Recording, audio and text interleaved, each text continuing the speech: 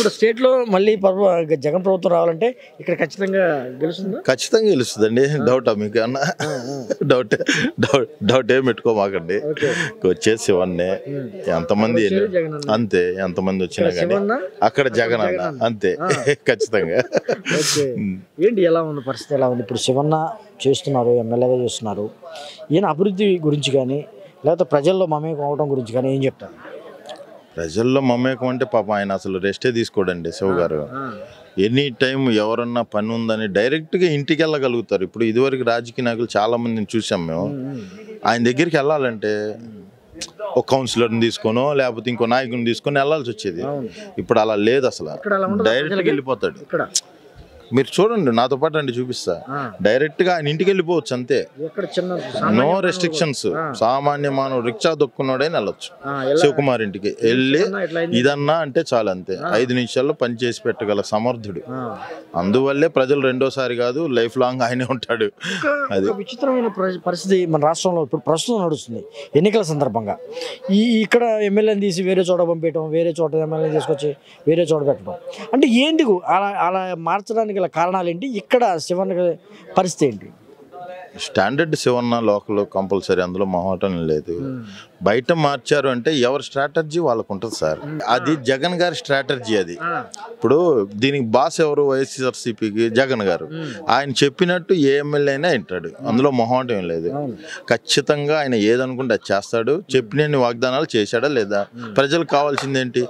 వాగ్దానాలు ఇచ్చాడు, నెరవేర్చాడు, చేస్తాడు అంతే. మొహమాటం ఉంది, మీరే అంటున్నారు, యాజ్ ఎ మీడియా మీరే అంటున్నారు.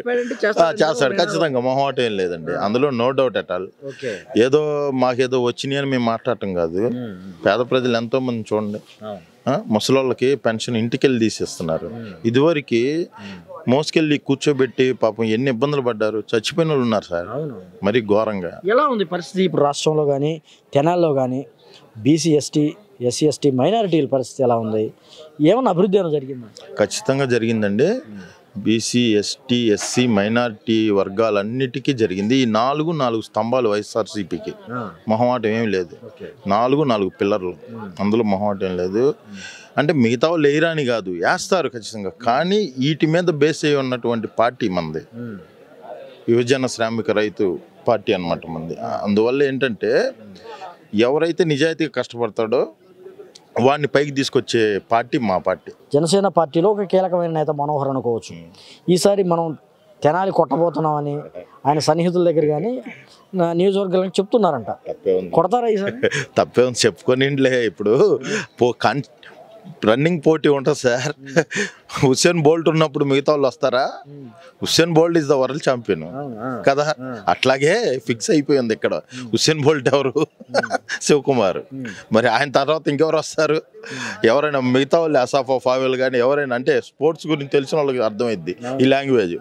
వాళ్ళందరం తర్వాతే తప్పితే ఇంకేం ఉండదు. కానీ వాళ్ళ ఫాదర్ దగ్గర నుంచి ఇక్కడే పోటీ చేశారు, ఇక్కడే గెలిచారు వాళ్ళు కూడా. ఈయన కూడా వరుసగా 2 సార్లు మనోహర్ గెలిచారు. పరిస్థితి అంటే ఎట్లా ఉంది? ఆయనకి ప్రజల ఆదరణ ఎలా ఉంది? ప్రజలు అసలు ఏమన్నా తెనాలి అభివృద్ధిలో వాళ్ళకి ఏమైనా భాగం ఉంటుంది అనుకుంటారు? తెనాలి అభివృద్ధిలో బాగుంది లేదనేది ప్రజలను అడిగితే చెప్తారండి. అదొకటి. వాళ్ళ ఫాదర్ నుంచి చేసినా కానివ్వండి, అది గత ఇప్పుడు ఫ్రెష్గా అనేది ఎన్నో పార్టీలను చూసి విసిగి వేసారిపోయి జనాలు వైఎస్ఆర్సీపీ పార్టీ అనే దానికి ఓటేశారు, గెలిపించుకున్నారు. సానుకూలమైన స్పందన ఉందా వాళ్ళ ఫాదరు అంటే? నాదెండ్ల భాస్కర్రావు గారు అండి, ఇంపాసిబుల్. నాదెండ్ల భాస్కర్రావు గారికి ఏదో నాయకుడు అనే పేరే కానీ అంతగా చొచ్చుకుపోయిన మనిషి ఏం కాదు ప్రజల్లో, అంత లోతుగా. అన్నాబత్ సత్యం గారు వేరు, ఆయన వేరు. వాళ్ళ ఫ్యామిలీ కూడా ఇక్కడ ఉండలేదు కదా, మరి వాళ్ళు నాన్ లోకల్స్ కదా, మరి ఇంకా వాళ్ళ గురించి ఏం మైగ్రేట్ అయిపోయారా హైదరాబాద్? ఇప్పుడేంటి మా ఇక్కడ ఏం లేరు అంటే ఆయన వస్తూ ఉంటాడు, పనులు ఉన్నప్పుడు చూసుకుంటా ఉంటాడు, ఇవన్నీ సహజం. ఇక్కడ ఇల్లు అది ఉంటుంది వాళ్ళకి. ఇల్లు గురించి అయితే తెలియదండి, ఏదో ఉందని అంటారు కొత్తపేటలో, కానీ మనకు మరి ఇక అర్థం చేసుకోండి. ఏమండి, ఎప్పుడైనా ఒక నాయకుడి గురించి మీరు అంటున్నారు శివన్న అని, శివన్న అన్న అంటున్నారు అందరూ. బొడ్డోడు అంటాడు, పెద్దోడు అంటాడు. ఎమ్మెల్యే అనేది ఒక హోదా, ఎమ్మెల్యే గారు అనేది ఒక హోదా. ఆ భయం తీసేసి శివన్న ప్రేమ ఆప్యాయతలు ఉండే ఒక ఇంట్లో మనిషిలాగా ప్రేమ ఆప్యాయతలతో వెళ్తాం ఆయన దగ్గరికి, అంతేగాని ఎమ్మెల్యే గారు వచ్చారండి అని చేతులు కట్టు అవి ఏమి ఉండవు ఇక్కడ. మా ఇంట్లో మా అన్నయ్యతో అలా ఉంటాం అట్టు ఉంటాం అంతే, మొహమాటం ఏం లేదండి అందులో. ఇది ఓపెన్ హార్ట్గా చెప్తుంది, ఏదో మీరు ఇంటర్వ్యూ చేస్తున్నారని చెప్పట్లేదు. చాలా రాజకీయాల్లో ఇటువంటి చాలా అరుదుగా వింటుంటాం. ఖచ్చితంగా ఒక నాయకుడితో ఇంత మమేకం అవటం కానీ. సచిన్ గారు ఎట్టయితే డేర్ చేశారో ఆయన చేసిన మంచి పనులన్నీ శివన్న అంతకంటే ఎక్కువ చేస్తున్నాడు. ఇప్పుడు జగన్ గారు నాన్నగారు చేశాడు, జగన్ గారు 10 రెట్లు చేశాడు.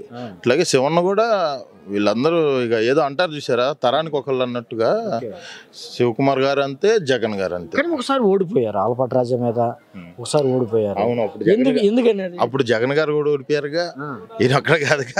ఇప్పుడు జగన్ గారు గెలిచారు, ఈయన గెలిచారుగా. ఇక ఇది అప్రతిహతం, ఇంకా ఆగదనమాట. 30 years ఇండస్ట్రీ లాగా ఖచ్చితంగా గెలిచింది, ఖచ్చితంగా గెలిచి రాసి పెట్టుకోండి, అందులో మొహాడు లేదు.